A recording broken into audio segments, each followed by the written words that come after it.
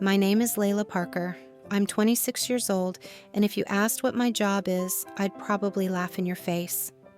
I used to be an art student once, but life doesn't care about dreams when you're starving. Now I sleep wherever I can and draw on scraps of paper to remind myself I still exist. People walk by without seeing me, just another homeless girl sitting on cold sidewalks, invisible and forgotten. But everything changed the day Henry Lewis pulled up in his sleek black sports car and told me to get in. He was 42, a billionaire who owned half the city, and he looked at me like I was nothing and everything he needed at the same time. That was the day my real story began. I still remember how the leather seat burned against my thin thighs as I sat in his car that morning. The sun was just rising, painting the city in harsh gold and shadow. Outside the tinted window, New York blurred by skyscrapers rising like silent gods, casting their long, indifferent shadows over the weak and forgotten. I caught sight of my reflection in the glass, messy brown hair hanging in knotted clumps. Sunken cheeks, stained with grime blue eyes that had once been called beautiful, now dulled by exhaustion and hunger. Henry Lewis didn't say a word as he drove. He didn't have to. His silence pressed against my chest like a verdict I couldn't appeal. His hands rested loosely on the wheel, each finger adorned with discreet but unmistakable wealth cufflinks, a platinum watch, the faint scent of oud and money radiating from his expensive suit. When he finally stopped outside a quiet cafe uptown, I hesitated, fingers trembling as I unbuckled my seatbelt. I wondered if this was it. If he'd brought me here to throw me out, or humiliate me, or watch me beg him for scraps in front of polished strangers sipping cappuccinos and scrolling through lives I'd never touch. Inside, everything was white marble and glass, pristine, sterile. I sank into the chair across from him, trying to fold into myself to take up less space. He sat there perfectly still, his gray eyes fixed on mine. Unblinking, unfeeling. Then he spoke. "I want you to have my child." I laughed, a broken, rasping sound that scraped my throat raw. "You're joking." His gaze didn't waver. "No, it's a serious offer. You carry my child. I pay you enough that you never sleep on concrete again." His words landed in my chest like stones dropped into a frozen lake. Ripples of shock spread outward, numbing everything in their wake. I wanted to scream at him, call him disgusting, tell him what a twisted bastard he was. But his eyes, cold, flat, indifferent, eyes of a man who had never begged for anything, eyes of a man who didn't ask. He decided, and the world bent to his will. Why me? I asked, my voice a hoarse whisper. Why some dirty girl from the street when you could pay a model or a socialite to carry your heir? He leaned back, folding his hands over his chest with that same eerie stillness. Because they come with baggage, expectations, drama. You have none. You're empty, Layla, and I need empty. Something cracked inside me at his words. I was empty. A hollow shell people stepped over on sidewalks as though I were debris. I hated him for seeing it so clearly, but I hated myself more for knowing he was right. He gave me 24 hours, said if I refused, he would find someone else by the end of the day. That night, I lay under a broken bus shelter, curled up on cold concrete, while rain pounded the rusted roof like a war drum. Each drop was a countdown in my mind. Tick. You'll die here, frozen and alone. Tick. No one will care if you vanish. Tick. At least he's giving you a choice. At dawn, I found myself outside his building. The glass tower pierced the gray sky like a blade. I felt sick, angry, terrified. But when the guard let me up to his office, my feet moved as though they no longer belonged to me, each step echoing like a funeral march. He didn't look up from his papers when I entered, didn't greet me. Just continued reading contracts, pen scratching across ivory pages. "You've decided," he said flatly. My voice trembled as I forced the words out. "I'll do it." He looked at me then. For a split second, something flickered behind his eyes, relief, satisfaction, or just confirmation that once again the world bent to him. His assistant brought out the contract. Pages of clauses, medical jargon, and numbers that didn't feel real. As I signed each line, my hands shook so hard I had to grip the pen like a weapon. In that moment, I wasn't a person. I was a vessel, a rented womb, a transaction sealed in black ink and silent obedience. When I finished, Henry spoke softly, his voice echoing in the marble quiet. "This is going to change your life, Layla." He didn't say it with kindness, nor cruelty. It was empty, hollow as a cathedral stripped of its saints, and that terrified me more than any threat. That afternoon, they took me to his mansion. I sat in the back seat of a black car that smelled of leather and cold air conditioning, my reflection wavering in the tinted glass. When the iron gates opened, revealing manicured gardens and a house bigger than anything I'd ever entered, my throat tightened around a sob I refused to release. Marble floors gleamed under crystal chandeliers. Paintings lined the walls, oil portraits of long-dead nobles staring down at me with disdain. His assistant, Stephanie, led me to my suite. It was bigger than the apartment I'd grown up in. The bed was king-sized, the sheets softer than anything I'd ever touched. A walk-in closet held clothes with price tags that could feed a homeless shelter for a week. "If you need anything, just call," she said, her smile gentle. I wanted to laugh. What I needed was my life back, my dignity, my freedom. But all I said was thank you. That night, I lay awake staring at the ceiling, listening to the mansion silence press down on me like water over a drowning girl. I felt my stomach twist with nausea and terror. What had I done? From somewhere deep inside, I heard my mother's voice, soft and trembling. "You were born to be more than this." But what did she know? She wasn't here to see me reduced to nothing more than a rented womb. The days blurred after that. Doctors came and went, taking blood scanning testing. Stephanie brought meals I couldn't taste. I wandered through the halls like a ghost trapped in a gilded cage. Sometimes I saw Henry walking down the corridor, always in dark tailored suits, phone pressed to his ear, barking orders in his quiet, lethal voice. He never looked at me. I wasn't sure if that was mercy or cruelty. But one morning, as I sat on the terrace staring at the gray dawn curling over the city, I heard his footsteps. Heavy. Certain. I didn't turn. I didn't want to see pity or indifference in his eyes. He stopped behind me. For a long moment, silence stretched between us like a blade. "Are you comfortable?" he asked finally. The question startled me. I almost laughed. Comfortable in this golden prison? "Yes, Mr. Lewis," I replied dully. He paused. "If you need anything, tell Stephanie." I wanted to scream. I wanted to rip at his perfect suit and yell, "I need my life back." But instead, I just nodded, because words meant nothing now. I'd already sold everything that mattered. When he walked away, tears burned my eyes. I wiped them quickly. Weakness had no place here. That night, lying alone in a bed, softer than clouds, I placed my hand over my stomach and whispered into the darkness, "Whoever you are, I'm sorry." Because in that moment, I realized something that shattered whatever was left of my heart. I wasn't empty anymore. I was carrying a life that would never belong to me, and for the first time since signing that contract. I let myself cry. Days bled into weeks in that marble prison. Every morning, Stephanie knocked softly on my door, bringing in a silver tray of breakfast eggs steaming in porcelain bowls, bright fruit sliced into delicate fans bread so fresh its warmth fogged the glass dome above it. Food that should have felt like heaven after months of chewing stale crusts behind dumpsters. But no matter how perfectly arranged, every bite tasted like ash. My body ate because it had to.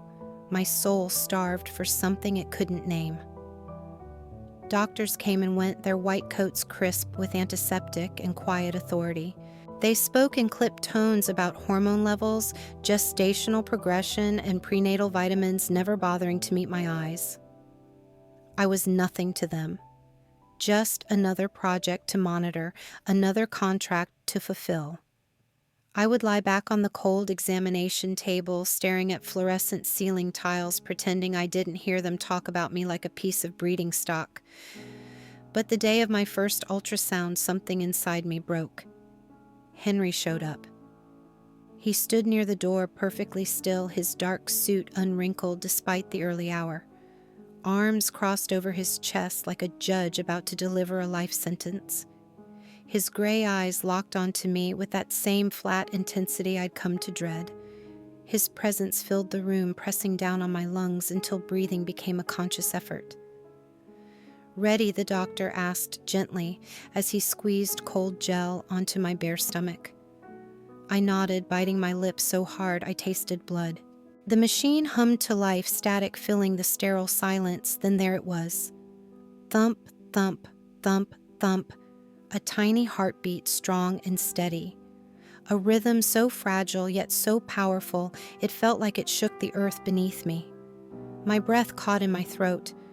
I'd sworn to myself not to care, not to feel anything for this child who wasn't mine to keep. But hearing that heartbeat shattered every wall I'd built, sending cracks through the numbness until it all bled out at once. My eyes burned as I turned my head, unable to stop myself from looking at Henry. He stood rooted to the spot, his gaze locked on the screen. For the first time, I saw something slip behind his perfect mask. Awe, fear, longing, hope, a kaleidoscope of emotions flickering too fast to decipher. But they were real. Human, and that terrified me more than his indifference ever had. When the doctor finished wiping the gel from my skin, I felt strangely empty without that echo filling the room. The doctor smiled and said everything looked healthy. Henry nodded curtly, his face unreadable once more. As I sat up pulling down my shirt, Henry spoke, his voice low and controlled. That was impressive. Impressive. Like a quarterly report exceeding projections, like a hostile takeover completed without casualties. Anger burned through the grief in my chest. This was a life, a heartbeat, a tiny fragile miracle, not another asset in his empire. Before I could say anything, he turned and walked out the door, clicking shut behind him like a cell door slamming home. On the ride back to the mansion, the silence was suffocating. Neon lights flickered against tinted windows, smearing the dark glass with ghostly reflections of a city I'd never touch again. My hand lay on my stomach, feeling the slight swell there, my thumb tracing invisible circles over the skin. "I'm sorry," I whispered silently to the life growing inside me. "I don't know how to protect you from the world I sold you into." When we reached the mansion, Henry walked around the car to open my door. His hand gripped mine firmly as he helped me out, his touch warm and grounding. For a fleeting moment, I let myself lean into it. Pretend it meant something. Pretend he was a man who cared, not a tyrant buying his own legacy. Inside, I went straight to my room, curled up beneath silk sheets that felt too soft for a body like mine, and shook until exhaustion drowned my tears. That heartbeat haunted me. Even in sleep, it pulsed in my dreams, louder than my doubts, stronger than my guilt, deeper than my hatred for myself. Later that night, a soft knock pulled me from restless slumber. I didn't answer, but the door creaked open anyway. Henry stepped inside, his tie, loosened sleeves, rolled up, exposing strong forearms veined with tension. Shadows darkened his eyes, making him look almost mortal. "Are you feeling okay?" he asked awkwardly. His voice rough with something I didn't understand. I almost laughed. Henry Lewis, billionaire tyrant, stumbling over concern like a child learning to walk. "I'm fine," I replied coldly, turning my face to the window where moonlight painted silver patterns across the marble floor. He lingered. I felt his gaze like a brand against my back, hot and heavy. Then so softly, I almost thought I imagined it. He whispered, "Thank you." Before I could turn to him, he left, closing the door with a quiet click that echoed like a promise I didn't want. Tears spilled down my cheeks, wetting the pillow. Thank you. Two words that should have felt like mercy, but instead felt like surrender. Because in that moment, I realized something that curdled my blood with fear. I wasn't just carrying his child, I was carrying his redemption. And that terrified me more than anything else in this gilded cage.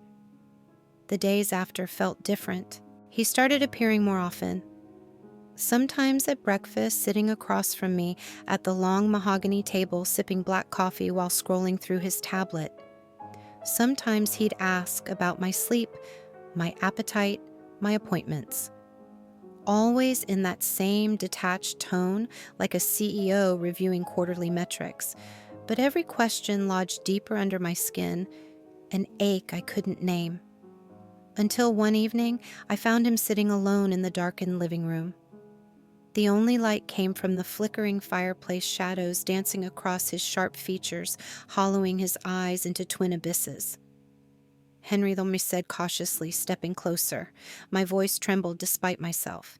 He didn't move, didn't blink, just spoke into the darkness. "Do you think people are born empty, Layla? Or do they become empty over time?" His question stabbed something deep inside me. I thought of the girl I used to be, charcoal-smudged fingers, laughter warm in my throat, dreams drawn in messy sketchbooks before life tore them to pieces and scattered them to the gutters. I whispered, voice shaking, I think people are born full, but life empties them out. One disappointment at a time. For a moment, silence hung between us like smoke. Then his gaze lifted to mine, and in those cold gray eyes I saw loneliness so vast it was almost beautiful in its ruin. Like looking down into a canyon so deep you couldn't see the bottom, only hear the echo of your own fear returning. "Go to bed," he said abruptly, shattering whatever fragile thread had woven between us. "You need rest." I turned and left without another word, the burn of unshed tears branding my throat as I climbed the marble stairs alone. That night, staring into the darkness above me, I realized something that made my chest ache with dread. Henry Lewis wasn't the monster I thought he was. No, he was something far more dangerous. He was a broken man searching for salvation in the only way he knew, by owning it. And I was his salvation. But I didn't know then that saving a man like Henry would come at the cost of destroying myself first. The days that followed blurred into a quiet war inside me. I woke every morning feeling the weight of my growing belly, my bones aching with fatigue, my mind heavy with questions that clawed at me like starving rats in the dark. Henry's presence changed. He still kept his distance, but there were moments, fleeting, almost invisible, when I caught him watching me. At breakfast, his eyes would linger on my face a little too long before snapping back to his phone. In the evenings, he'd pause outside my room, as if deciding whether to enter, then silently walk away. It was like living with a storm trapped inside glass. I could sense the violence of his thoughts swirling silently behind his still gray eyes. One morning, Stephanie accompanied me to the doctor. The car ride was silent except for the hum of the engine. My palms were damp with sweat. Every appointment felt like stepping into a world where I was nothing but a body on display. That day, Henry came too. He entered the clinic wearing his charcoal suit, the scent of his cologne filling the sterile hallway. Heads turned to look at him, nurses whispering softly. He didn't notice. Or if he did, he didn't care. His gaze was locked on me, as if daring me to flinch. When I lay back for the ultrasound, I tried not to look at him. The doctor moved the transducer over my belly, and the static turned into a rhythm of 2 heartbeats thundering against my ribs like war drums. Twins, 2 lives, 2 futures I'd already signed away. But when I glanced at Henry, something inside me twisted. His face was pale, his lips parted slightly as if he couldn't catch his breath. He looked terrified, vulnerable. For a moment, the room felt small, suffocating. I closed my eyes, trying to block out the feeling rising in my chest, a feeling I didn't want to name. Because if I named it, I'd lose myself to it. On the way back to the mansion, he didn't say a word. His fingers drummed silently on his knee, the only sign of the storm raging beneath his skin. That night, I couldn't sleep. The moon spilled cold light across the marble floors, turning everything silver and ghostly. I walked out onto the balcony, wrapping my robe tight around my frail body. The garden below was silent flowers asleep under the weight of darkness. I felt him before I heard him. His footsteps were quiet, deliberate. I didn't turn when he stopped behind me, his shadow long and cold against the tiles. "You should be in bed," he said softly. I swallowed hard, my breath fogging in the cool night air. I couldn't sleep. He didn't move. For a long moment, neither of us spoke. The silence between us pulsed like a raw wound. "Are you afraid?" he asked finally. His voice was lower than usual, rough at the edges. It made something in my chest ache. Of what I whispered, of what comes next. I closed my eyes, feeling tears burn behind my lids. Of course I was afraid. I was terrified. Of him, of myself, of the 2 tiny heartbeats growing inside me, stealing pieces of my soul with every passing day. "Yes," I said honestly. He exhaled shakily, and I heard his hands grip the railing beside me. When I opened my eyes, I risked a glance at him. His face was turned away, but in the harsh moonlight I could see the lines of exhaustion and something else, sorrow. "I never meant for this to be cruel," he murmured. A broken laugh slipped from my lips, quiet and bitter. "Cruelty doesn't always come with knives and fists, Henry. Sometimes it comes with contracts and cold kindness." He flinched, actually flinched, like I'd struck him across the face. A strange power flooded through me. For once my words had wounded him the way his mere existence wounded me every day. But the triumph was brief.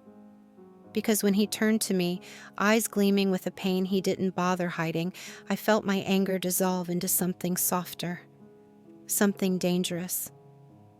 "I don't know how to be anything else," he whispered. Those words, that admission, they broke me.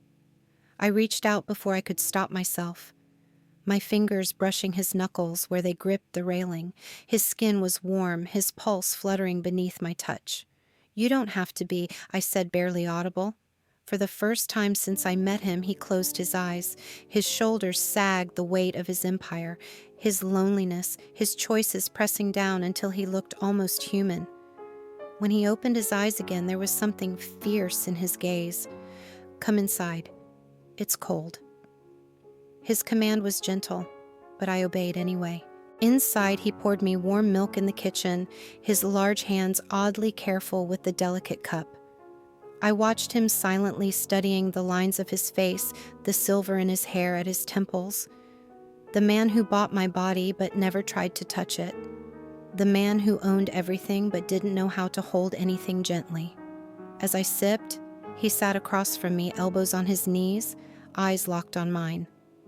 "When the babies come," he said slowly, "I want you to stay here until you're fully recovered." I frowned. That wasn't part of the contract. He shrugged slightly. "I don't care. I want you here." There it was again, that crack in his voice, that glimmer of need he tried so hard to hide. I wanted to hate him. I wanted to spit in his face and remind him what he'd done to me. But all I could do was nod, because deep down, I was tired of fighting the truth. I was becoming part of his world, whether I wanted to or not. And every day, every silent conversation, every heartbeat that wasn't mine alone anymore, pulled me deeper into the shadows he called home. That night, as I lay in my bed, I placed my hands over my belly and whispered to them, "Don't be afraid. You're coming into a broken world, but maybe something beautiful can grow out of this darkness." But as sleep claimed me, I felt a single tear slide down my cheek, because I wasn't sure if I was comforting them or desperately trying to comfort myself. The morning came with a heavy fog pressing against the mansion's tall windows, swallowing the gardens and marble fountains in a damp, silent shroud. I lay awake long before dawn, staring at the ceiling carved with golden vines and cherubs, feeling none of its warmth. My body felt heavier now. The twins grew stronger each day, their movements inside me no longer soft flutters, but sharp, insistent kicks like tiny fists pounding against the prison of my ribs. Henry didn't join me for breakfast. Stephanie sat across from me, scrolling through her tablet, updating schedules, orders, and deliveries for the house. She always tried to smile at me, a small kindness in a place where everything felt like it was carved out of stone. But today even she was quiet. "Henry wants to speak with you after your morning appointment," she said finally, her voice tight. I nodded, but said nothing. My thoughts were a raging ocean. I hated how my heart sped up at the mention of his name. I hated that some part of me longed to see him, even if it was only to feel the strange electricity that pulsed in the air whenever we were in the same room. At the clinic, the doctor checked the babies quickly. His gentle chatter about weight and growth percentiles blurred into a monotonous hum. All I could hear were the heartbeats echoing through the machine, beating out a truth I didn't want to face. They were almost here, and with them, the end of everything I'd known about myself. Back at the mansion, Stephanie escorted me to his office. The door loomed tall and dark before me. She knocked lightly, and his deep voice called out, "Come in." The room smelled faintly of cedar and expensive ink. Henry sat behind his desk suit jacket, draped over the chair behind him, sleeves rolled up to his elbows. He looked tired, his hair slightly mussed as if he'd run his hands through it too many times. Papers were scattered across the polished wood surface, but his eyes were fixed solely on me. I sat down slowly, my heart hammering so hard I thought he might hear it. For a moment, he said nothing. The silence stretched between us, vibrating with something raw and unspoken. Finally, he leaned back, his gaze piercing straight through me. "How are you feeling?" His voice was low, rough with exhaustion. I shrugged, heavy, tired. His jaw tightened slightly. "The babies are healthy. That's what matters." I flinched at his words. They were true, but they stung nonetheless, a reminder that my worth here was tied to two tiny heartbeats, not my own. But before I could reply, he spoke again. "I've been thinking about what happens after." I froze. The air in the room turned sharp, prickling against my skin. After I echoed, he exhaled slowly, folding his hands together on the desk. For the first time, I saw them tremble just slightly, but enough. I know what the contract says. I know what we agreed upon. But his voice trailed off, and he looked away, staring out the large window into the fog-draped gardens. I weighted my chest tight, my nails digging crescents into my palms beneath the table. "But I don't want you to leave." He finished, finally, his voice breaking on the last word. The words hung between us like smoke filling the room, wrapping around my throat until I couldn't breathe. I shook my head slowly, trying to process his confession. "Henry, that wasn't the deal." He turned back to me, eyes dark and stormy. "I don't care about the deal anymore." Something inside me twisted violently. I wanted to scream at him, to claw at his perfect facade, to remind him that he was the one who bought my womb like he bought properties and stocks, with cold calculation and utter detachment. Why, I asked instead, my voice barely above a whisper. He didn't hesitate. "Because you've become part of this, part of me." His gaze softened, the lines around his eyes deepening as emotion flickered across his features. "I don't know how it happened. I didn't want it to happen, but it did." A bitter laugh tore from my lips. "Is this what love looks like to you, Henry? Buying a woman's body so she can give you children, and then chaining her here because you're too afraid to be alone?" His eyes flashed with pain, real pain, before the mask slipped back into place. He stood abruptly, the chair scraping harshly against the polished floor. He walked to the window, his tall frame rigid, his fists clenched at his sides. "I know I've done unforgivable things," he said quietly, his back to me. "But I don't want to be that man anymore." Tears burned behind my eyes. I hated him. I hated myself more for wanting to believe him. Because deep down beneath all the rage and betrayal, there was a small, broken part of me that longed for his words to be true. "What are you saying?" I forced out. He turned then, and the vulnerability in his gaze nearly undid me. "I'm saying stay. Not because of the contract, not because of the babies. Stay because I don't know how to let you go." Silence swallowed us whole. My vision blurred with tears. I saw him, truly saw him, a man so powerful he could bend the world to his will, yet here he stood trembling before me, terrified of losing something he never meant to care for. "Henry," I whispered brokenly, "I don't know if I can." He stepped closer, so close I could feel the heat radiating from his body. His scent, expensive cologne, mixed with the sharp tang of fear, wrapped around me like chains.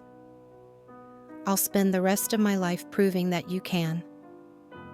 His words split something open inside me. I wanted to run. I wanted to collapse into his arms. I wanted to scream until my throat bled, but all I could do was sit there trembling as he reached out and placed a hand gently on my cheek. His thumb brushed away a tear I didn't know had fallen. "Don't cry," he whispered. "Not for me. Not anymore." And in that moment, I knew. Whether I stayed or left, whether I forgave him or not, my life was no longer my own. Because somehow, somewhere along the way, this man had taken it without ever asking. And the terrifying truth was, I didn't want it back. That night, sleep was a stranger pacing outside my door. I lay curled on the giant bed, the silk sheets twisting around my legs like silent ropes. The twins moved restlessly inside me, their kicks echoing through my hollow ribs, their presence reminding me that everything was about to change. Again, I thought about Henry's words. Stay, not because of the contract. Stay because I don't know how to let you go. I should have felt anger. I should have felt disgust. Instead, all I felt was exhaustion, a bone-deep weariness of fighting battles. I never chose battles, I kept losing. At dawn, I rose to find the house silent. The staff moved like ghosts through the halls, their eyes downcast, their mouths tight with secrets. The sun rose pale and weak behind heavy clouds. The world felt muted, like it was holding its breath. I wandered into the kitchen and found Stephanie making tea. She startled when she saw me nearly dropping the porcelain cup. "Miss Parker, you're awake early. Can I prepare breakfast for you?" I shook my head. My throat felt raw. "No, just tea. Please." She nodded quickly, her eyes flicking over my face with concern. I knew what she saw, the shadows beneath my eyes, the hollowed cheeks, the thinness that no amount of forced meals could disguise. I wondered if she pitied me, if she hated him, if she envied me. I no longer knew what anyone truly felt in this place. When she placed the cup in front of me, her fingers brushed mine. "He cares for you. You know," she said softly, glancing over her shoulder to make sure no one heard. I let out a humorless laugh. "Does he—" My voice cracked around the bitterness. "Or does he just care for the idea of me, the mother of his heirs, the woman he can keep like an antique he's too afraid to display?" She opened her mouth to respond, but then closed it again, her eyes full of unspoken truths. She turned away and busied herself with the dishes. I sipped the tea slowly, feeling its warmth spread through my frozen chest, but it didn't touch the coldness rooted in my bones. Hours later, Stephanie came to my room. Her knock was soft but urgent. "Mr. Lewis wants to see you in his office." The words made my stomach clench. The baby shifted in response to my sudden spike of fear. I rose, smoothing my dress over my swollen belly, and followed her down the hallway. Each step felt like it echoed with the sound of chains dragging behind me. When I entered his office, he was standing by the window, staring out at the gardens drenched in gray rain. He didn't turn when I closed the door behind me. The silence stretched between us until it hummed in my ears. "You wanted to see me?" I asked, finally my voice barely audible. He turned then slowly, as if dragging himself back from some distant thought. His eyes met mine, dark and unreadable. "Sit." I obeyed. The leather chair felt cold beneath me. He walked back to his desk and picked up a thick folder bound in black leather. Without a word, he handed it to me. My hands trembled as I opened it. Inside were documents, deeds, bank statements, contracts. My name was on them. Accounts in my name. A deed to a small house outside the city. Medical trust funds. Enough money to start a new life. I looked up at him, confusion tightening my chest until I could barely breathe. "What is this?" His expression didn't change, but his eyes flickered with something like pain. "Freedom." The word hit me like a slap. Tears burned in my eyes, hot and sudden. Why are you doing this?" He sat down across from me, his elbows resting on his knees, his gaze locked on mine with terrifying intensity. "Because I need you to understand something. If you stay here, it won't be because you have no choice. It won't be because you're trapped by a contract or by desperation." His voice lowered, rough with emotion. "If you stay, it will be because you choose me." A sob tore from my chest before I could stop it. The folder fell from my lap papers, spilling across the floor like fallen feathers. "You think it's that simple?" I choked out. "You think freedom is a house and a bank account? You think I can walk away from everything that's happened and just choose?" He flinched, his hands clenched into fists against his knees. "I know it's not simple," he whispered. "Nothing about this is simple. But I can't keep you here like this. I can't watch you look at me like I'm your jailer every day. I need you to want this, to want us." I shook my head violently, tears streaming down my face. The babies kicked hard, reacting to my ragged breathing. Pain shot up my side, but I barely noticed. "There is no us, Henry. There's only you and what you want. I was just convenient." He rose abruptly, his chair scraping back with a sharp screech. He walked around the desk and knelt in front of me. His hands grasped mine, his grip firm but trembling. "Don't say that," he said hoarsely. "Don't ever say that. You changed everything. You made me see how empty this life is, how empty I am without you." I stared down at him, the powerful man who bought my body now kneeling at my feet, his eyes wet with unshed tears. My chest burned with so many emotions I thought it might split open and spill them all onto the cold marble floor. "I don't know if I can forgive you," I whispered. He nodded, his shoulders sagging with resignation. "I know, but I'll spend every day trying to earn it if you let me." Silence fell between us, heavy with pain and possibility. Outside, the rain hammered against the windows, a furious, relentless storm. Inside, another storm raged, one that neither of us knew how to calm. Finally, I reached out and touched his cheek.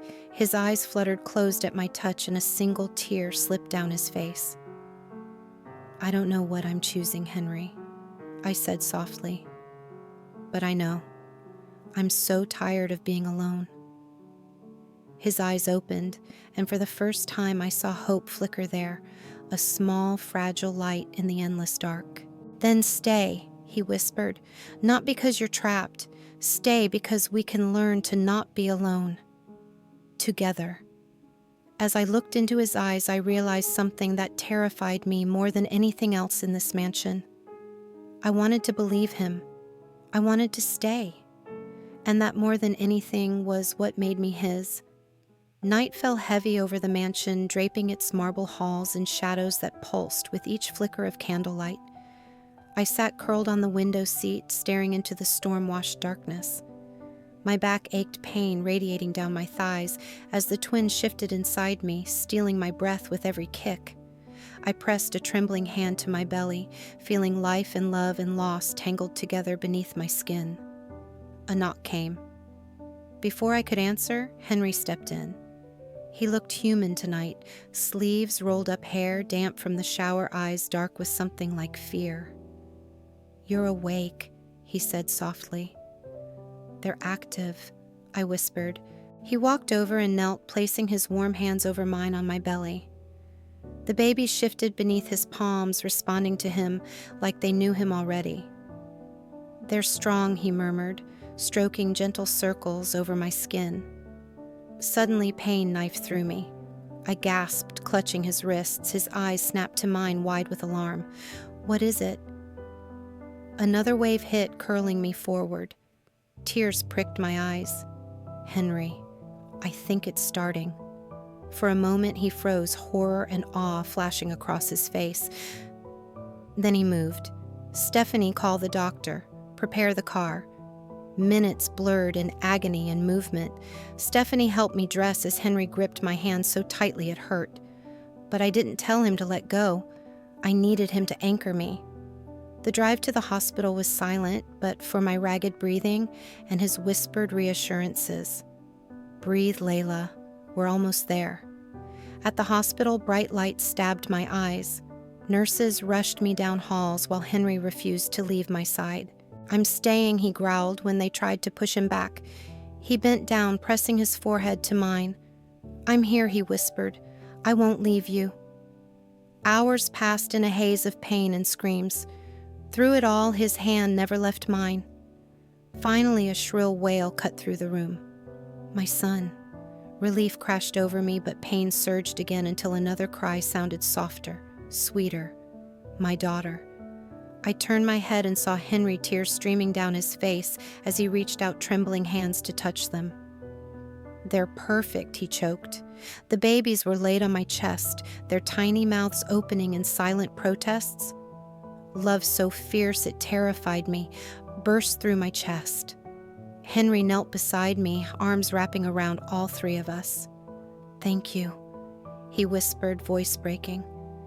I kissed his cheek, tasting his tears. For a moment, everything else fell away, the contracts, the fear, the darkness. All that remained was this fragile truth, a man broken by love, a woman shattered by hope, two lives that would forever bind us together. But beneath that beauty pulsed a darker truth. Morning would come, choices would be made, hearts would break. Still, as I closed my eyes, I prayed into the darkness. Please don't let this be a lie. Morning arrived gray and heavy over the city. I woke to the quiet beeping of machines and the sterile scent of antiseptic seeping into my lungs. My body felt hollow, wrung out like wet cloth, every nerve ending raw with exhaustion. But when I turned my head and saw them, my son and daughter, sleeping side by side in the hospital crib, I felt something shift inside me, like a dead star reigniting with a trembling flame. For a moment, I let myself pretend this was real, that they were mine, that Henry was just a man who loved me, and I was just a woman who loved him back, that there was no contract binding my life to his, that I wasn't just a womb he'd rented. But then I heard his voice, low and steady, cutting through my fragile peace. "You're awake."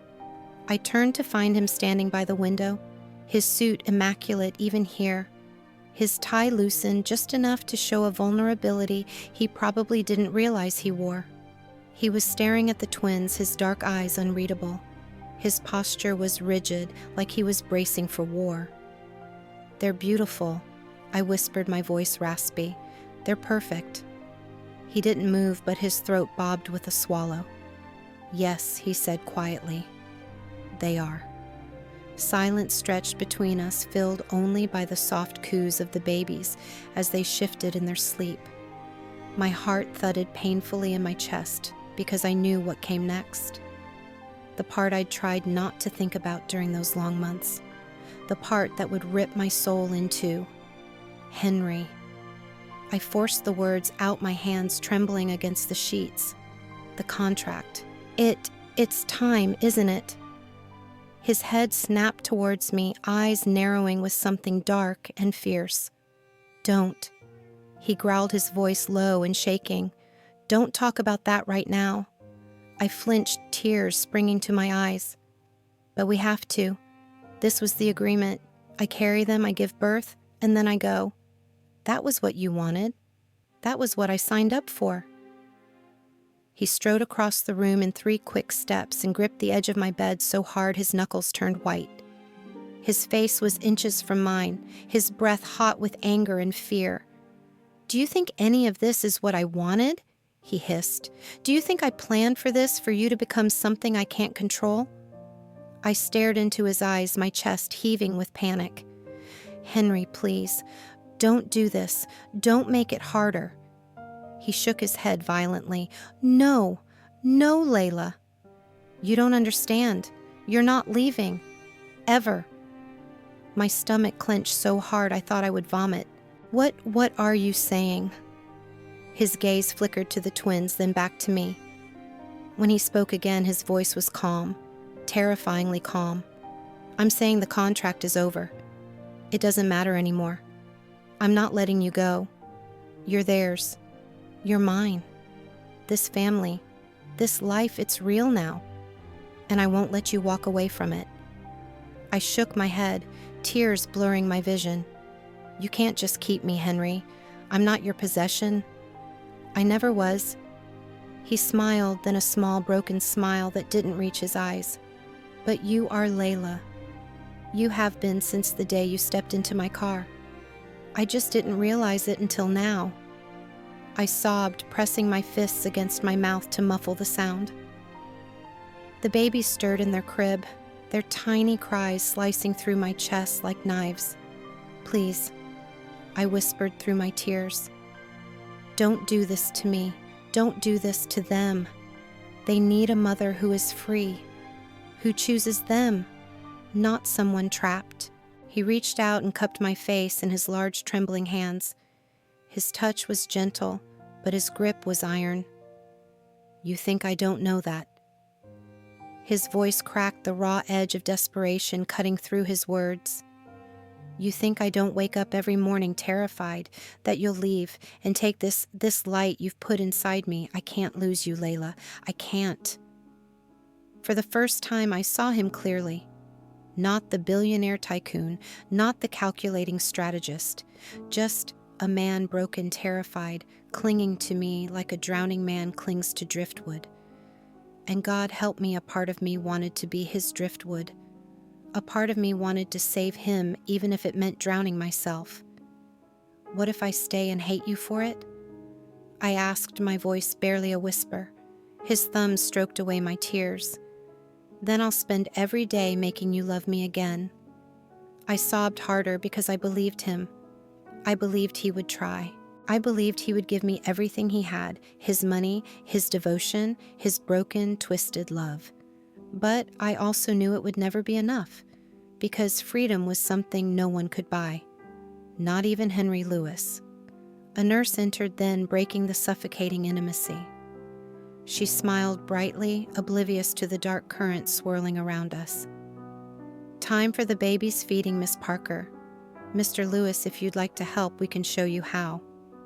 He glanced at her, blinking as if he'd forgotten the world existed beyond me. Then he nodded curtly, his mask sliding back into place. Yes, of course. He turned back to me, his hand lingering on my cheek for a moment longer. His eyes bored into mine, dark and endless.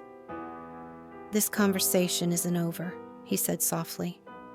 I swallowed the lump in my throat and nodded, defeated. I know. As the nurse bustled around preparing bottles, I watched Henry lift our son into his arms. His movements were awkward, uncertain, but his touch was careful, reverent. Our daughter stirred her tiny fists, waving in the air, and he bent to kiss her forehead with a tenderness that shattered me. I realized then that whatever came next, whatever battle I chose to fight, one truth remained unchanging. We were bound together by blood, by pain, by love twisted into something unrecognizable. I didn't know if I would ever escape him. But as I watched him cradle our children, tears streaming silently down my face, I realized something even darker.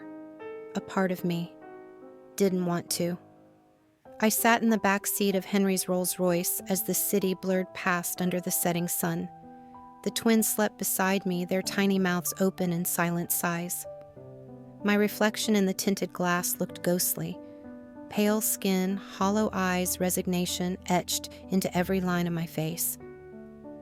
Henry sat in front, rigid and silent. Since leaving the hospital, he hadn't spoken a word. The air in the car felt dense with everything we didn't say. When we arrived, Stephanie waited with 2 nannies in crisp uniforms. As I stepped out, gravel crunched beneath my shoes like bones snapping. The nannies reached for the babies. My daughter whimpered, and I pulled her closer instinctively. Henry turned eyes dark in the fading light. "Take them to the nursery," he ordered. A protest rose in my throat, but I swallowed it.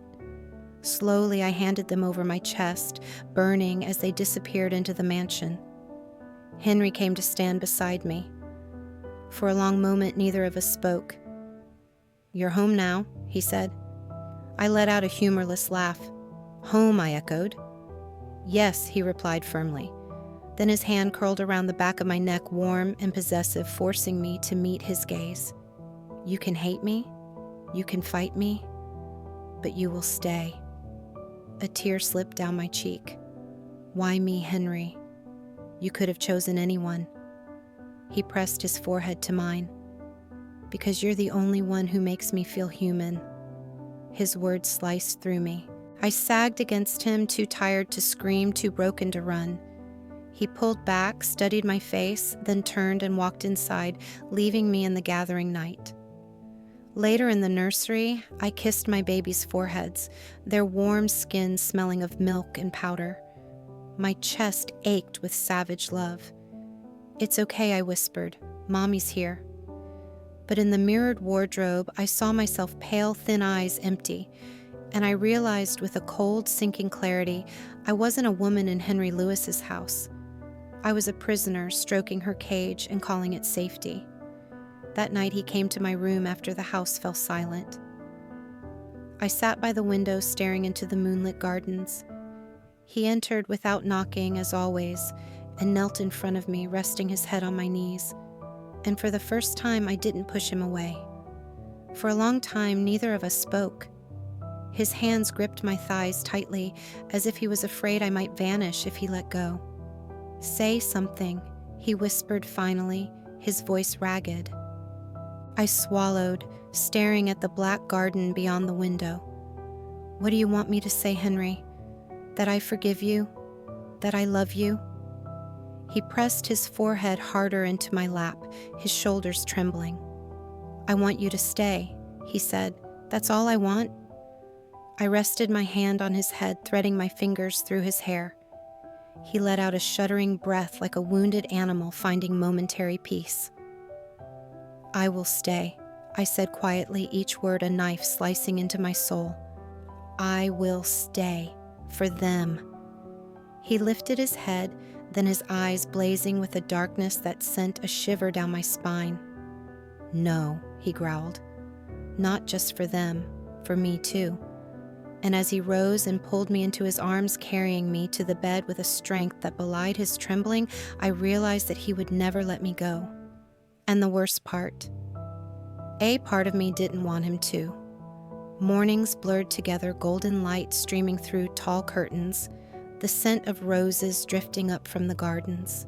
I woke to the twins crying down the hall, their voices slicing through my dreams. Every day was the same. Feedings, baths, lullabies. My body moved on autopilot while my mind drifted somewhere Henry couldn't reach, but somehow he always did. He joined me at breakfast, now sitting across the vast table, watching silently as I fed the twins. Sometimes he would reach out and wipe a smear of food from my cheek, his touch feather light. "You're tired," he would say, and I would nod. Because I was. Tired of fighting, tired of hoping, tired of wanting to run when there was nowhere left to go. One morning, as I rinsed bowls in the sink, he came up behind me. "Let's go out today," he said. "Out," I echoed, frozen. He nodded. "You and me, and the babies." "Why?" I asked. His eyes searched mine. "Because you're starting to disappear, and I can't let that happen." My chest tightened with tears I refused to shed. "You can't control that, Henry." He didn't reply, just tucked a strand of hair behind my ear. "Get ready." We drove to a private lake an hour away. The nannies set up a picnic under a willow tree. The twins slept peacefully, their small bodies relaxed and warm. Henry sat beside me, his thigh against mine, his arm draped over my shoulders. "We must have looked like a perfect family." "They look happy," he murmured. "They don't know anything else yet," I replied softly. After a pause, he said, "I envy them." "Why?" He stared at the lake, eyes distant. "Because they don't know what it's like to need someone so much it feels like dying." My heart thudded painfully. I wanted to say I knew that feeling, but I stayed silent. His need came from power. Mine came from fear. As the sun set, painting the sky blood red, he packed up and came to me, holding out his hand. "Come." I placed my hand in his. He pulled me up and held me tightly, his breath hot against my hair. "I will never let you go," he whispered. "Do you understand me?" A tear slipped down my cheek. I know. And as he held me there under the dying light, something inside me broke open. Not hope, not love, but something darker, acceptance. Because freedom was an illusion. And maybe, just maybe, all I wanted now was this, his darkness, his power, his twisted love that hurt and healed me all at once. Maybe all I wanted was him. That night the mansion felt heavy, silent halls pressing down on my chest. I couldn't sleep. The twins' soft breathing hummed through the baby monitor, but my mind wouldn't quiet. I sat by the window staring at the moonlit gardens. My reflection looked hollow, almost ghost-like. The door opened without a sound. I felt him before I saw him, Henry, tall and still, his presence wrapping around me like chains. He came to stand beside my chair, silent, watching me through the glass. "Why aren't you asleep?" he asked softly. I didn't answer. There was nothing to say. He sighed and crouched down in front of me, his hands heavy and warm on my knees. "Look at me, Layla." Slowly I turned. His dark eyes searched mine with something like fear or love. "What do you see when you look at me?" he asked. I swallowed hard. "I see a man who wants to own everything he loves, even if it destroys him." His eyes closed, his forehead resting against my knees. "Yes," he whispered. "That's exactly what I am." Tears burned my eyes. "Why me, Henry? Why choose me?" He lifted his head, eyes shining with raw pain. "Because you were already broken," he said. "I didn't want to break someone who still believed they could be saved." A sob escaped me. He caught my hand and pressed it to his chest. "Feel that, it's yours. Every beat, every breath, everything." "No," I whispered. "That's not love. Love is freedom. Letting someone go even if it kills you." His jaw tightened as his hands gripped my face. "No, I will never let you go." His mouth crashed against mine, desperate and bruising. I kissed him back because I didn't know how not to. Because his darkness filled every hollow place inside me until there was no room left for light. When he pulled away, his forehead rested against mine, breath ragged. "Say it," he whispered. "Say you're mine." My last defenses crumbled. "I'm yours," I breathed. He let out a shuddering sigh and pulled me into his arms, burying his face in my hair. Outside, the moon sank below the horizon, leaving only darkness. And for the first time, I didn't want the dawn to come. Because in the night, I didn't have to pretend to be free. In the night, I could surrender to the truth I'd been running from since the day he found me. I was his, and maybe that was all I ever wanted to be. That night, rain lashed the mansion as I heard screams downstairs. I crept down to see Henry facing a beautiful woman soaked and furious. "You promised it would be me, Henry," she shouted. He replied coldly, "That was before I found her." Her eyes locked onto mine. "So this is your stray," she spat. My heart pounded. Henry ordered security to drag her out as she screamed, "I'll tell them what you really are." Silence fell. He turned to me, eyes dark. Climbing the stairs, he whispered against my lips, "You're mine. Forever." And in that moment, despite the terror, I realized part of me didn't want to run, because I was just as broken as him. Thank you for listening. Should Layla escape, or has she chosen her fate? Comment below and subscribe for more haunting stories.